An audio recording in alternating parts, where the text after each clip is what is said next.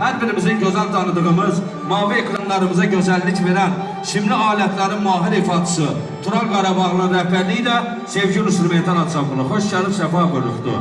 Və söz sənətkar Tural qardaşımındır. Buyursun bir güzellik yaratsın. Çünkü deyir, musiqi qidadır. Hər bir bədənə, əhsən onu güzel simli aletlə ifa edənə.